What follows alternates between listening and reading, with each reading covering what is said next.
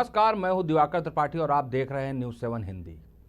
तुर्की, Iran, Iraq और अरब दुनिया में लोग कहानियां तैरती रहती हैं जो हिंदुस्तान की सरजमी को भी छूती हैं। तुर्की के राष्ट्रपति रेसेप तैयब एर्दोगन भी इन कहानियों से अछूते नहीं रहे हैं।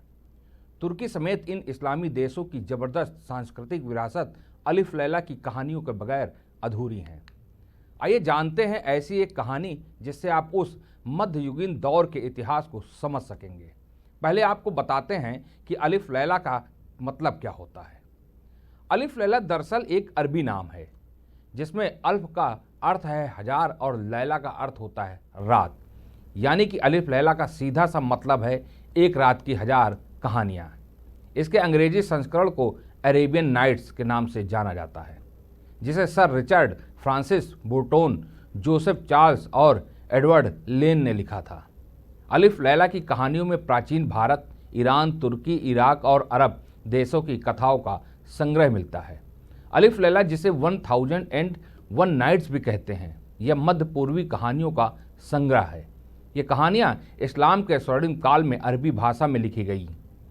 1706 से 1721 के बीच इसका पहला अंग्रेजी संस्करण आया, जिसे लोग अरेबियन नाइट्स कहने लगे। इन कहानियों को पश्चिम एशिया, मध्य एशिया, दक्षिण एशिया और उत्तरी अफ्रीका के लेखकों ने इकट्ठा किया था। ये कहानियाँ बहुत पुरानी हैं, कुछ तो प्राचीन अरबी, संस्कृत, फारसी और मेसोपोटामिया साहित्य से भी जुड़ी हैं। अरेबियन नाइट्स नाम से मशहूर ये कहानियाँ बहुत लोकप्रिय हुईं। इन्हें कई भाषाओं में अनुवाद किया गया। आज भी लोग इन्हें बड़े चाव से पढ़ते हैं। इन कहानियों में जादू, रोमांच और प्रेम की बातें हैं। ये हमें एक अलग दुनिया में ले जाती हैं। 1001 रात की अधिकांश कहानियां मूल रूप से अब्बासी खलीफाओं और मामलुक युग की लोक कहानियां थीं। कहानी की शुरुआत होती है शहरयार नाम के सुल्तान से, जिसने अपनी बेगम की बेवफाई के नतीजे में यह ठान लिया था कि वह अपने राज्य की हर लड़की से शादी करेगा, मगर दूसरे ही दिन उसका कत्ल कर देगा।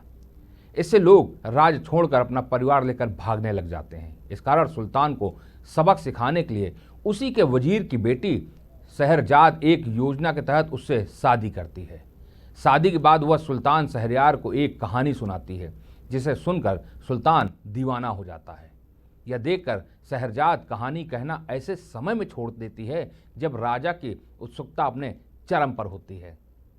ऐसे में शहरजाद की मौत हर दिन टलती जाती है।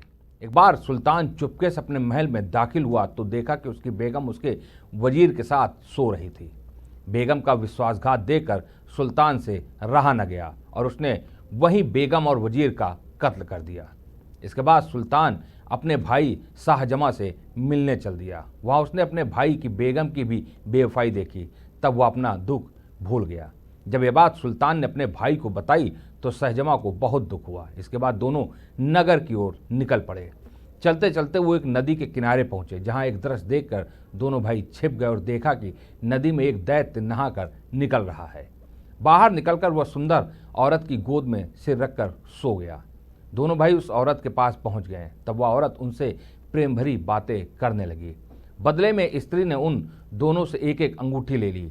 इसे लेकर जब दोनों ने इसका कारण पूछा तो उसने बताया कि मेरे पास ऐसी 98 अंगूठियां हैं, तुम दोनों की मिलाकर अब 100 हो गई हैं। इसका मतलब यह है कि मैं अब तक 100 पुरुषों के साथ संबंध बना चुकी हूँ। यह बात दैत्य को नहीं पता है। इसके बाद दोनों भाई वहाँ से चले गए। रास्ते में शहरयार ने कहा कि इतनी सुरक्षा के बावजूद भी स्त्री उस दैत्य को धोखा दे रही है, यानी इस दुनिया में सिर्फ धोखा है। तो इस कहानी का सार इतना सा है कि कब आपको किस शक्ल में आकर धोखा दे दे आप समझ नहीं सकते। लिहाजा जीवन में सोच समझकर रिश्ते बनाएं। इस कहानी में फिलहाल इतना ही। देश दुनिया की तमाम खबरों के लिए आप बने रहिए न्यूज़ 7 हिंदी के साथ। नमस्कार।